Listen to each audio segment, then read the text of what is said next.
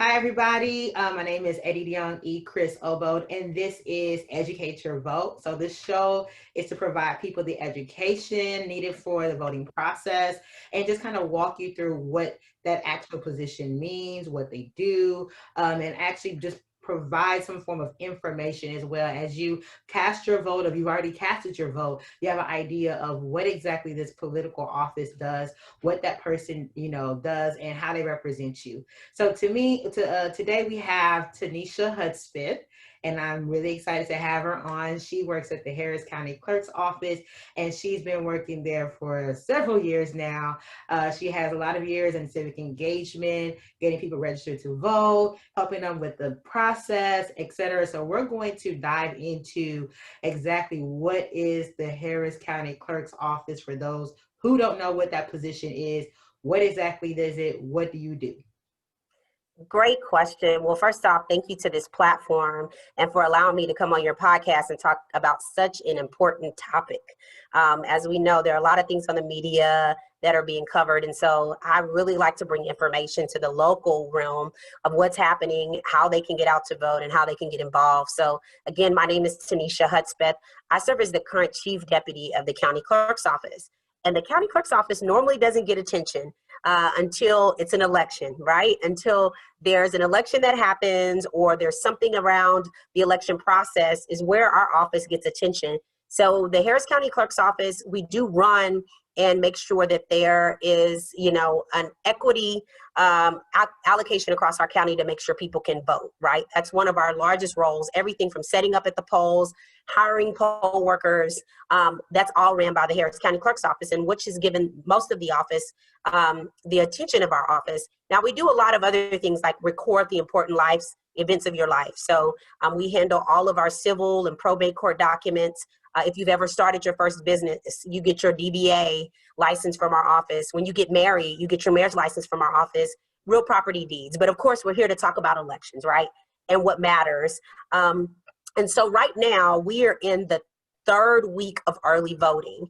If individuals have not already voted, they can choose to vote early this week, which we highly suggest to vote early, anytime at 122 different locations in Harris County. So if you want to early vote, you can choose from 122 voting locations. You can go to any location. It doesn't have to be one necessarily in your neighborhood or necessarily where you think it should be. It's any one of those 122 locations that's closest to you, you can go. If you live near there, if you work near there, if your children go to school near one of those locations, you can go to. The hours this week is 7 a.m. to 7 p.m. So we have extended the hours for individuals to early vote. In the first couple of weeks of early voting, over 1 million plus have voted, whether it's been in person or by mail. But we know that there's over 2.4 million that's actually registered. So I always say a success is when you have a full turnout, right? And right now we've had about a little less than a half, but we still got a lot of ways to go. And so early voting is an opportunity where people can vote this week, 7 a.m. to 10 p.m. And then going from Thursday to Friday will be 24 hours. Voters can vote in person. This is the first time we've ever done something of this magnitude where we've allowed an extended hours for voting. Typically, if you couldn't get there between the 8 to 4:30 or 7 o'clock hour, people would have to really wait to the weekend or maybe election day and not have a plan. And so we are really talking about making a plan to vote. How do you make a plan to vote? That means you go to harrisvotes.com. So harrisvotes.com, .net, .org. You can go there, put in your zip code, and it'll give you like the 5 closest locations to you. Okay. And it also gives you a wait time feature.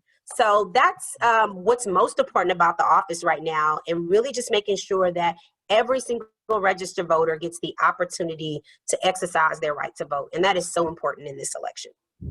Wow. Okay. So she said a lot. So you have the early voting details. You have, why you should go and vote. You have wait times as well, which I feel like this is like a new feature too, because in the past, I've never had like you can, look and research where you can go and vote, how long it's going to take. So I love that. And then you mentioned 24-hour voting. Like, y'all, that is amazing. It's major. I feel like this is like probably like one of the few counties, if not the only one, that's like doing something like this. So I know there's going to be a lot of pushback, but this is just a way to encourage more voter turnout. So when I was doing some of my research, I noticed that the Harris County Clerk is the Chief Election Officer, correct? Mm-hmm. That's So kind of correct. tell us, like, what exactly does that mean? Does that mean that we can, our votes are in your hands? Like, what's the integrity of our vote? What does that mean to be that role to be the Chief Election Officer? That's a great question. So yes, in Harris County, the county clerk is the chief election officer, which is an extremely, extremely important role. Harris County is the third largest county in the US. And so that means there's only two other counties that's, that comes before us, which means a lot of best practices and the things that we have to do has to match the equity role of the work that we put in. And so chief elections officer means that we handle all parts of the election. That means acquiring voting equipment and making sure that it's safe and secure, that it's tested properly. That means we get language and we put the actual ballot together. So the sample ballot that people are able to go pull up before they get to the ballot box, our office handles that.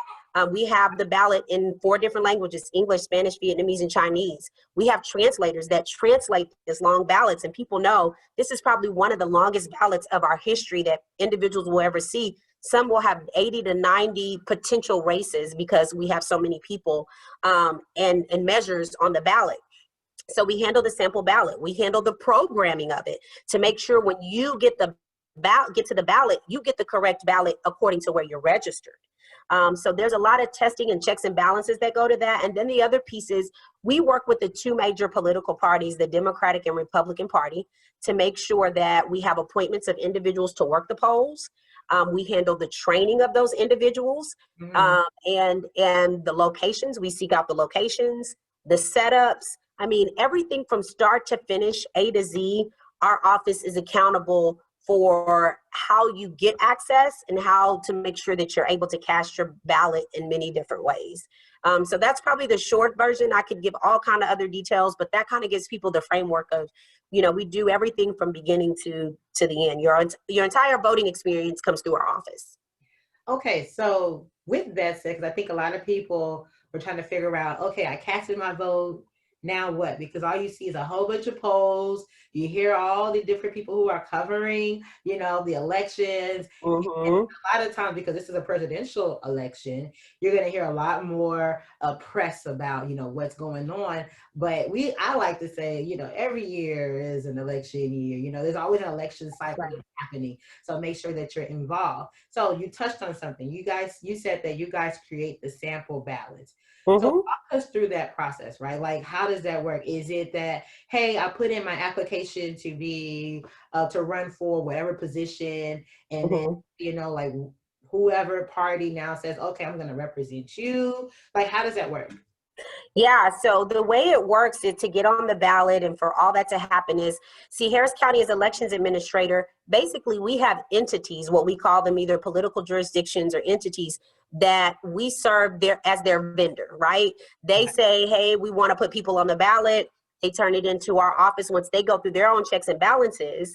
And then we carry out the programming of the ballot, the translations of the ballot, and so on and so forth. So I'll give you an example. Whenever there's a city of Houston race where you have the mayor and city council members, right?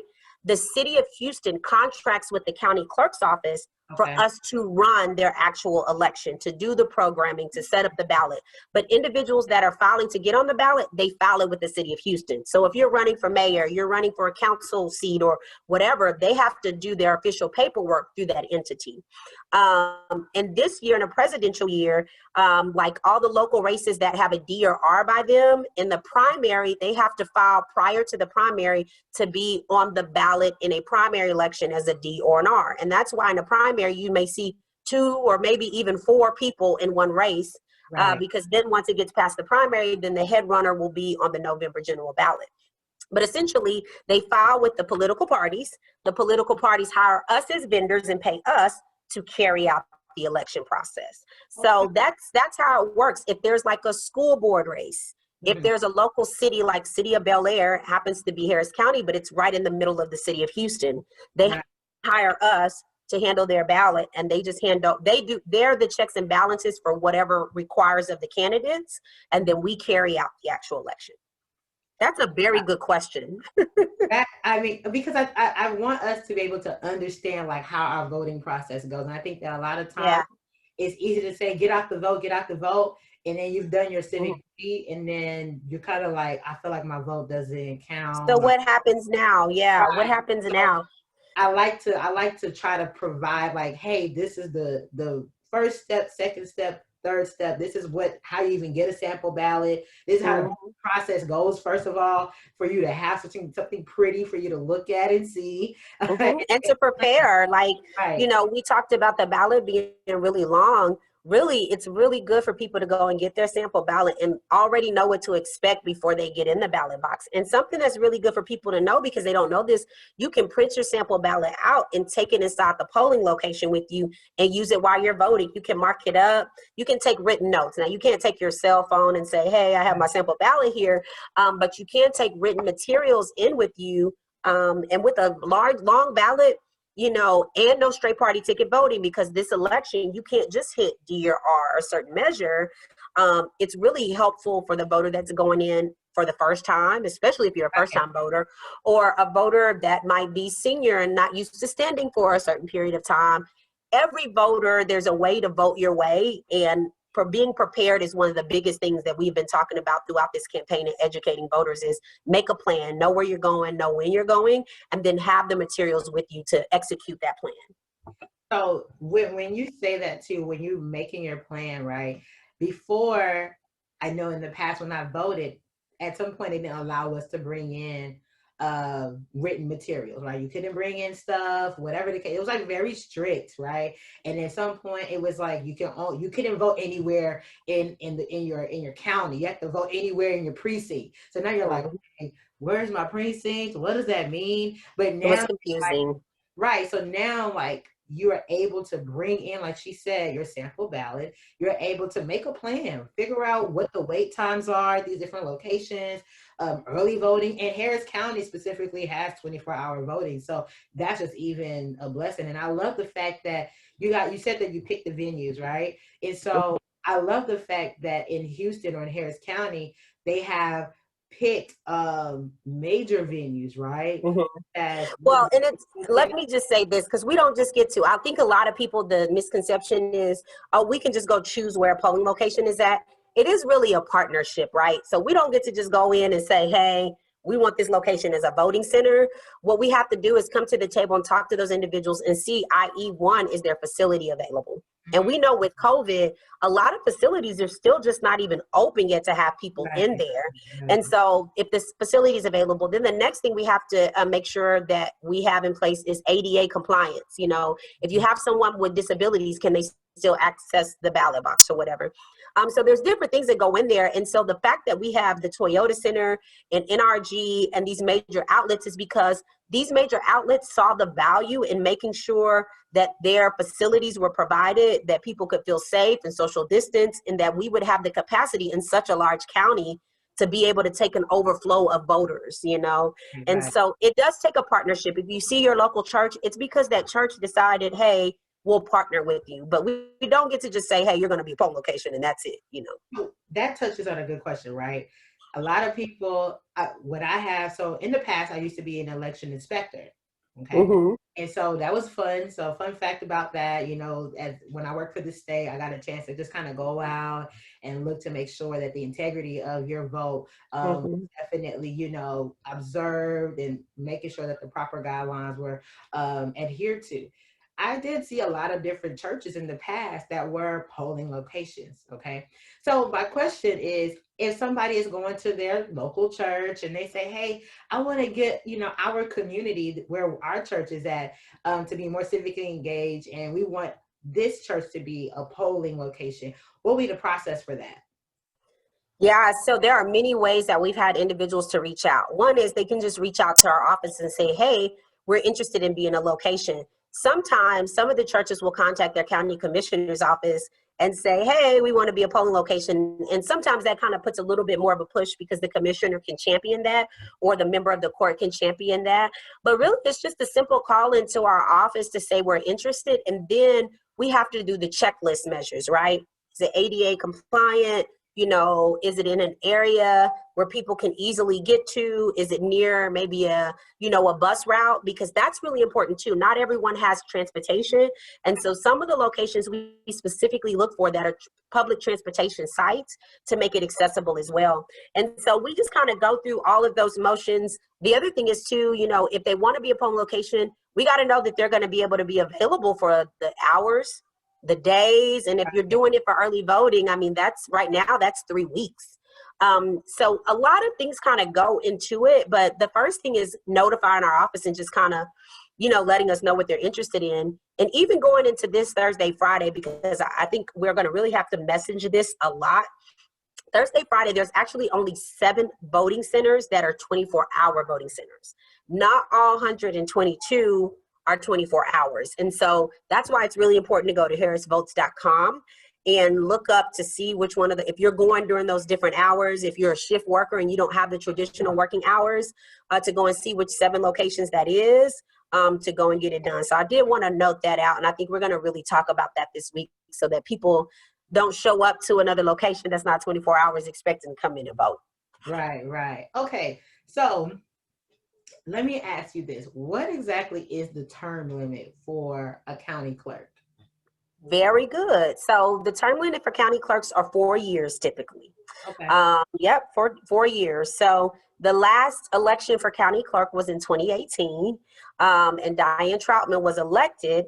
However, at the beginning of 2020, she stepped down to resign due to health concerns. So what happened with that race, it made it a special race and someone had to be appointed.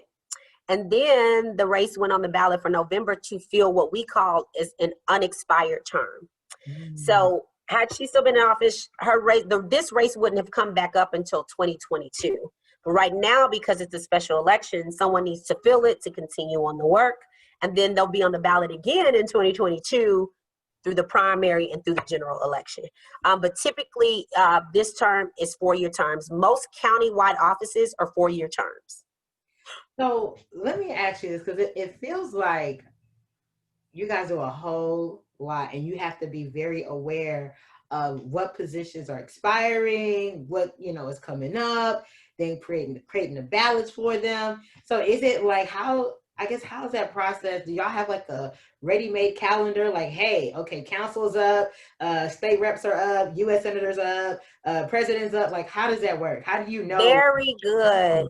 So we have something called the Texas Election Code that sets a lot of those boundaries, but more importantly, the Texas Secretary of State. At the end of every year, the Texas Secretary of State sets a calendar for the following year that basically lets you know what elections are up for election, right? Now, some of it might change. Like most recently, in recent years, the city of Houston used to do every 2 years, but they passed an amendment to start going into 4-year terms. So we have a calendar that's provided by the Secretary of State. Well, I've been there for a long time, so I know what elections are when, but typically the calendar is what sets that, and it kind of lets you know what's coming up. So after this presidential, next year, going into 2021, there might be some small jurisdictions that have school board elections or water board elections and that sort of thing. But for the most part, next November, what you're going to see are a whole bunch of constitutional amendments. And most of those amendments, they're all pretty much statewide. And most of them have to do with state taxes. Most of them have to do with, local things that are happening with your school boards and accessibility. And what ends up happening in cases like this, you get a huge, large turnout during a presidential, and then an off year comes and people are not really paying attention, but there are major things on the ballot that folks, should really be a part of. We also have a legislative session that's happening next year that is going to heavily impact Texas. And pending who wins this November will impact what happens next year. And so those are all really important things that, we should be talking about because our vote extends past the presidential. There are a lot of people that just vote presidential and then they go home and they don't show up again until the next presidential, right? But I always say your local races, like Harris County Clerk, those local races meet you at your front door before a state or federal race does. I mean, those races are important, but the local races are just as important, because when something's happening in your community, you call your local officials. You don't call the president of the United States. Exactly, exactly. So let me ask you, along with that, do y'all have like or do y'all get like memos or something of what needs to be on the ballot in terms of, like you said, amendments, or maybe it's some kind of ordinance that needs to be voted on? Does the city or the county or whoever now send that over to the clerk's office and say, hey, these things need to be on there? Like how does that process go? Yeah, absolutely. So I talked about the Secretary of State doing a calendar. They also do call what is elections advisories and election memos. And Okay. so every county official, every county clerk, or every elections administrator gets signed up, and they get those regular emails. There's also a Secretary of State conference that happens every fall, where all elections administrators show up to and get an understanding of compliances, what legislation has changed the jobs that they're doing, and what may have been changed with the process altogether. And so that is kind of a checks and balances of making sure that chief elections officials, or those that are running the process or handling voter registration, is accountable to the changes, but are putting those things in measures. And then there's checks and balances. Like once you get those advisories, we have things that we have to turn into the Secretary of State to say, we're done. We've coded our ballots. Here's our information. When we start sending in results, we're sending in our results locally for people to see, but we're sending them to the Secretary of State to calculate for the entire state. So there's a lot of checks and balances that go on. We're just not this sovereign entity here in Harris County. We're accountable to the Secretary of State, but most of all, as well as to the DOJ and the Secretary of State level on a federal system as well. Okay. So in the past, you also mentioned that you guys do the training for the election judges, poll workers, clerks, and all those different things. Now, my question to you is, do the respective parties now send you over the names of those people who are going to be the election judges or clerks or poll workers? And I mean, how does that process work? Yeah, it's a really interesting process. So what typically happens, I'll go back a little bit. For the most part, every election brings a different process, right? What we do in a primary election is not the same thing we do in a general election. What we do in a general election is not the same thing that you do in a city election to some extent. And so, but for the most part, the political parties they appoint a list of election workers and judges from their parties. Those lists are then turned into our office to be presented to the county commissioner's court for approval.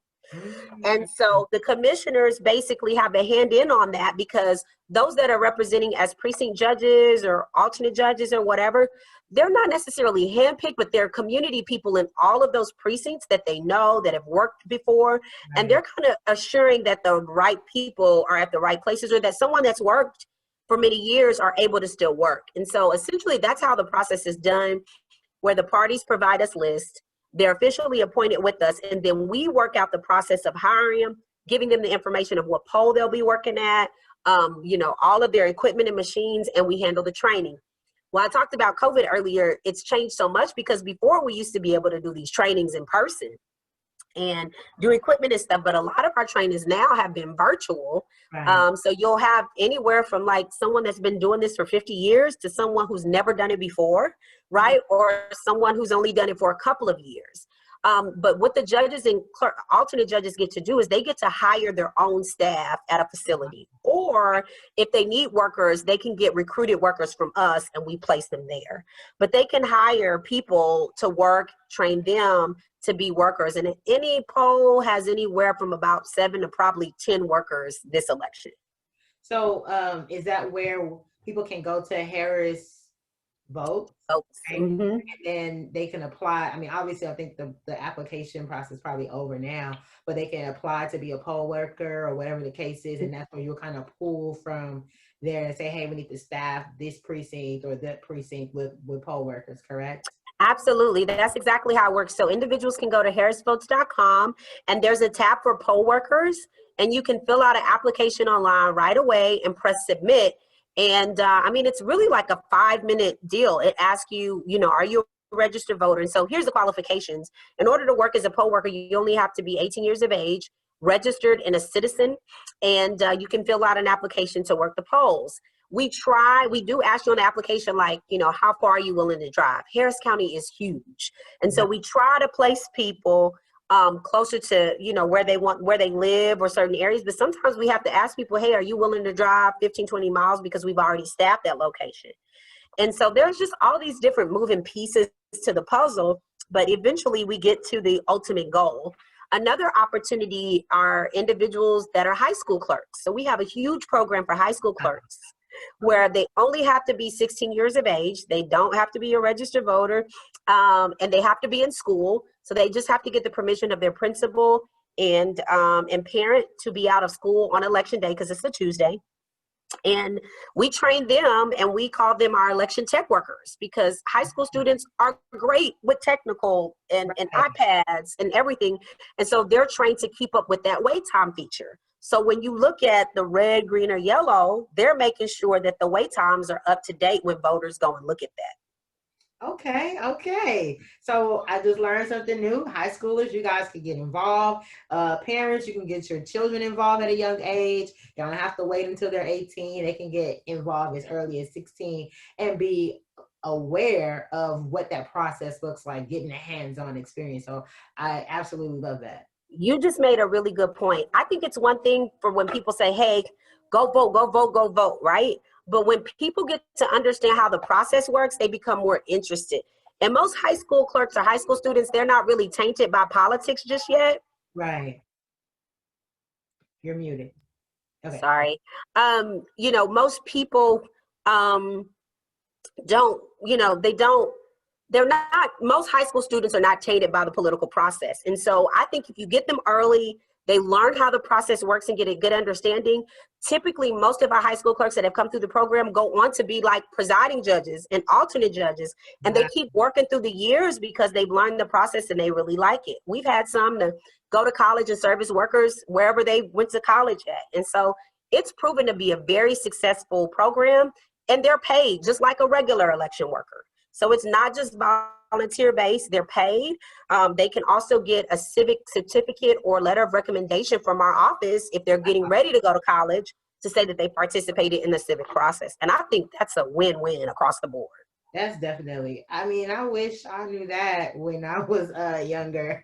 I don't even know if they had that, but that's okay for those that have cousins, sisters, brothers, children. It's like she said, this is a great way for them to become civically engaged at a young age. Just because I know some people are, especially if you're in high school, you learn about government and politics. So now you get a chance to actually see it up close, up front, what that means. So I want to talk about the actual election, right?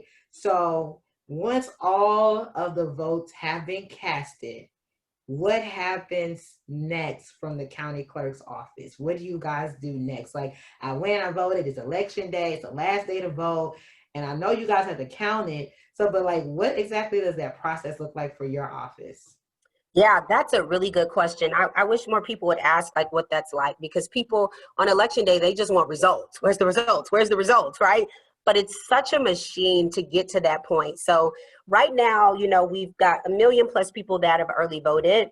And then we have a certain amount of people that have cast their ballots by mail.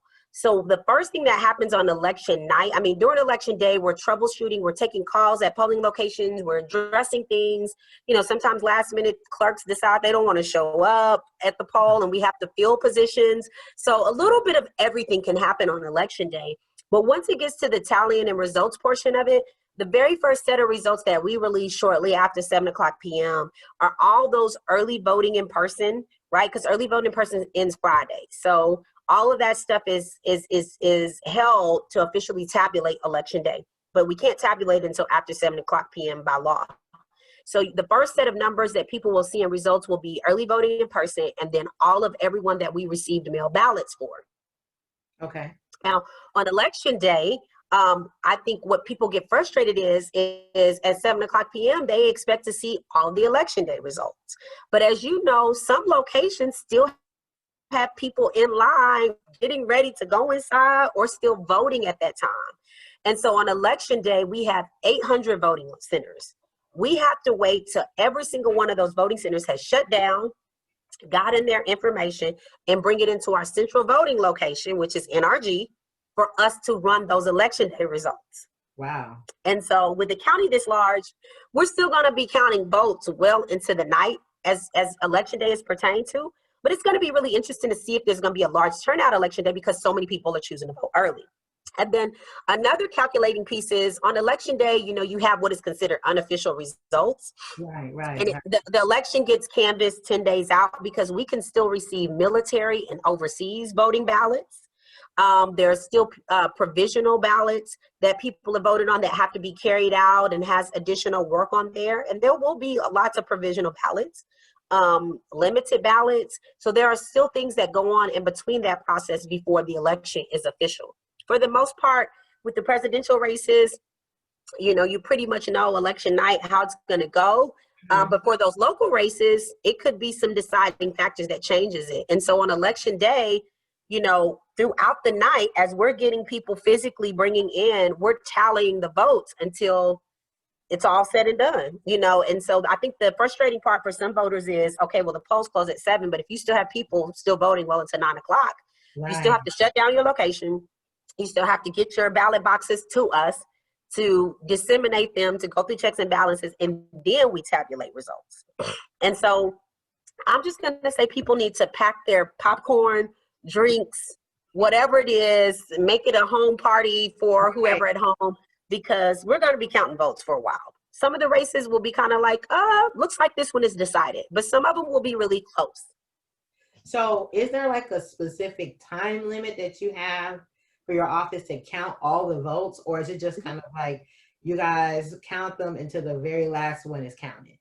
Yeah, that time frame is what I mentioned earlier. It's called the official canvassing of the election, and it's 10 days following the election. So for here, I believe it's somewhere around November 16th, 17th or something, because we still have to receive some things and calculate it all. But we do have to have it done by the canvassing of the election, and that's for the entire state of Texas.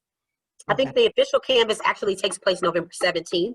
So by that day, all counties in the state of Texas have to have theirs in by the 17th.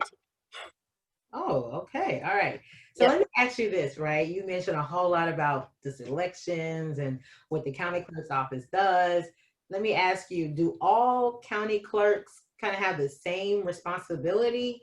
Or is it just kind of like Harris County has like, you know, maybe it's like all of them have like the typical general, and maybe Harris County has additional, or Fort Bend or Missouri. So do you know, is it something that is like across the board, all of them do record keeping and et cetera, or is it just kind of like each county can add whatever they want to add to it? So for the most part, county clerks, most roles are determined by the Texas Election Code. Okay. In most cases, all county clerks in the state of Texas handle the marriage license, the real property and deeds, all of the official recordings of court, commissioner's court, those roles. The only thing that might be different for some counties is that not all county clerks run elections. And so there's like Travis County, Harris County, a couple of counties that run elections along with all the other clerk roles. But then there are some counties that have what is called an elections administrative office. And it's not an elected office, it's an appointed office. And it consists of both registration and elections. So like Fort Bend County has an elections administrative office, but they also have a county clerk, but their county clerk is totally separate from elections, right? The elections administrator handles elections. So it's different for every county, but for the most part, the clerk procedures, every county clerk does the same recordings procedures. It just might be a difference with the election side of it. Okay. So because you mentioned commissioner's court and all these different things, if you could briefly tell us what that is, because some people don't know what commissioner's court is, or the probate courts, or the county civil courts. They don't know what that is. And so when you talk about, we provide documents for like, only thing that they know, it may be city council, it may be Congress, but from a very county level, exactly, like just briefly tell us like what those mean, what are you documenting, and why it's important for them to know what that is. Absolutely. So I'll start with Commissioner's Court. So the Commissioner's Court is the governing body of all Harris County offices, facilities, infrastructure, employees, so on and so forth. That consists of 5 different people: the county judge and the 4 commissioners of the 4 different commissioners' precinct. And so our role as the county clerk is we're the official recorders of all the documents. Every time the commissioners' court has a meeting, we are recording the script for all of those meetings, but we also follow up and make sure that approvals and paperwork and measures or things that are passed or amended or adopted, that the official paperwork is signed by all members of court, and we officially record it. So for instance, someone might come in and say, hey, I want the public information, or I want a copy of something that Commissioners Court passed in 2019. It was about this measure. Our office is the office they come to get the official paperwork of when this happened, what date it happened, and who signed off on it. So that's one example. Probate court and civil court is a little slightly different because it's actual court cases. So that's the difference with Commissioners Court. Commissioners Court is a governing body. Civil and probate is court cases. And so you have court judges for the civil courts that actually run different court cases. Any cases or paperwork that come through, the documents that attorneys have to file or carry out, all those documents are filed with the county clerk's office. So if you have an attorney that's researching a case, they can go back and get those records from our office. If you have an attorney that needs paperwork to actually work a case, that comes through the county clerk's office. And so the civil court judges and those officers are just kind of umbrellas. They all have tentacles to our office, but we're the official recorders of the paperwork. The same thing with probate courts. Probate courts deal with wills, and wills, will of state, if there's anything where, mother has passed, right, and she's left property and records or whatever to her children or family members, then those documents come through that office. So these are all really important things. Like if you live in Harris County, something about your life will come through the county clerk's office at one point in time. And that's why we call it recording the everyday, major events of your life, because, other than recording your vote, we record all these other different processes that affect, voters and individuals' lives.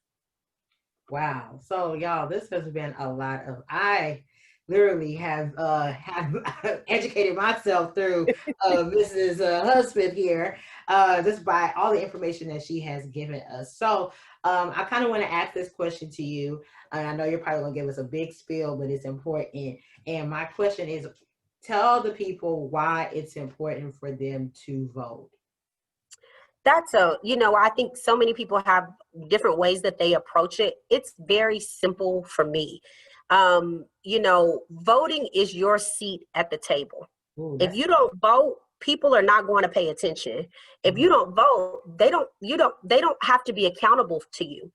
Something that people need to learn is like, when you call your council member's office or you call your congressional member's office and you have an issue or something that you take up that you want change, one of the first things some of those elected officials do is they go pull your voting record and they see if you vote and support that office or if you support them. And, not that this should be a thing because you should answer and serve everybody, but depending on when they get to you or handle your issue might depend on whether you actually show up to vote. Right. And so I know people don't think about it in that terminology, but it literally is your seat at the table. When I think about voting and what it means to me, it means when I was a little girl, my mother took me into the voting booth with her. Now, while I couldn't vote and I really didn't understand the significance, I grew up with a habit of understanding it's important to vote. And these are the reason why. I talked about local races. Look, it's important to vote because as soon as something reaches your school board where your children get educated and what's not happening in those schools, then you're calling the school board. So you need to pay attention to who you're voting for that handles your children's education. Right? If you live in a certain area of the city of Houston and you've got issues with illegal dumping of trash or, not enough lighting in your community, it's dark in areas, safety, do we have, proper safety precautions in our areas? Well, guess what? You call your local officials who you have elected to make sure that your communities look like the places you want to live in. Right. And so, those are all many different reasons why you should vote. If you want voting to be equitable and easy and accessible, right? And not where, I got to go where I'm registered and all these different barriers put into place, then you need to elect right now a county clerk that cares about continuing to make voting equitable. Because if not, then you're electing someone else that may not have your interests at heart. And Right. so it's a long goal. Some people say, well, I don't really know if my vote makes a difference. Every single vote makes a difference. And in this election, by far, people have to wake up and realize that if you don't vote, that somebody else is making a decision for you. Your non-vote is still voting for a position that you may not have wanted. And so those are all reasons why you should vote. But by gosh, if you are somebody of color and you come from communities of color, then it's important to vote, because our ancestors died for the rights for us to have a vote, right? They had to pay poll taxes. And so I could go on and go on and go on. You said earlier, but I'll short there that it is your seat at the table. And so if you want a seat at the table, then you should get out and vote. Y'all heard it from Miss Teneshia Hudspeth. Why you should vote. Your vote is your voice, literally.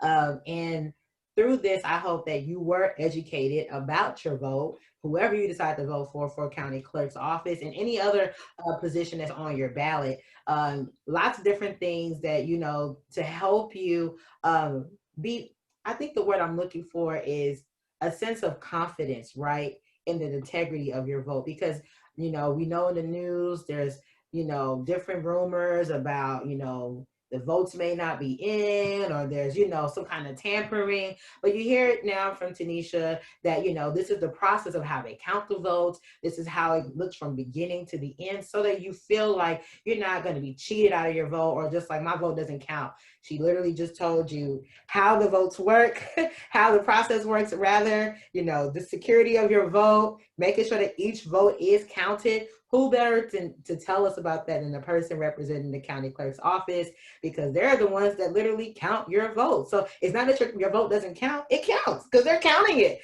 Okay, so this is a good way for us to get educated, from polling locations to poll workers to just in general what the Harris County Clerk's Office does, right? It's more than elections.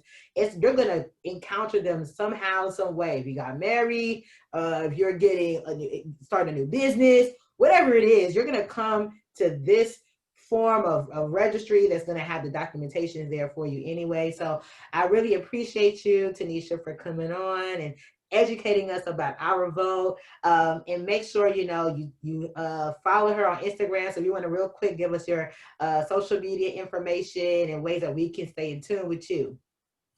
Absolutely. So you can find me on Facebook. You can find me on Instagram or Twitter at Teneshia4HC, which means at Teneshia for Harris County Clerk.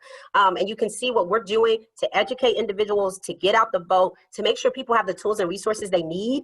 Any of those social media platforms, you can get there, or you can go to TeneshiaHudspeth.com, which is my official website, and it has links to the website that takes you to Harris Votes to find out the information, what my vision and issues are as it pertains to serving the community, and to learn more about why it's important to elect me to be your next Harris County Clerk. So TeneshiaHudspeth.com, and at Facebook, Twitter, Instagram at Teneshia for County Clerk.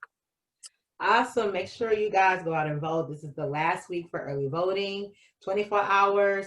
And they also have drive-through. I mean, the process is pretty easy. Go look for your wait times. No excuses, right? Right. No excuses. Listen, this has been the most accessible election year that I have seen since my time being able to vote. So it's made it so easy for you to go out and make sure you do your civic duty, but not just do that, make sure you stay civically engaged, right? So if you need to create that election party at home, you know, as you pack your patience and wait, let's do that, okay? All right, so this is Adidiyong E. Chris Obo, and this is Educate Your Vote. Until next time, make sure you do your civic duty, connect with your community, and I'll see you guys next time.